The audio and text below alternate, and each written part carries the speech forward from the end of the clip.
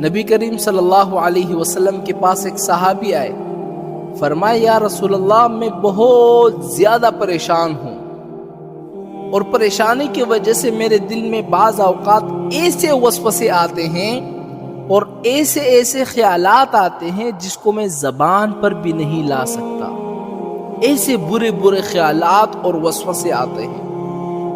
تو آپ فرمایا یا رسول اللہ میں کیا کروں؟ نبی کریم صلی اللہ علیہ وسلم نے ایک عجیب جواب دیا، فرمایا بالکل پریشان مت ہو، ذالک صریح الایمان، یہ تو مومن ہونے کی علامت ہے، ایمان ہونے کی علامت ہے، کیونکہ شیطان وسوسے ڈالتا ہی اسی شخص کے دل میں ہے جو مومن ہو، جن کے دل میں ایمان ہو۔ اگر ایک بندہ کافر ہے تو شیطان اس کے پاس جائے گا ہی کیوں؟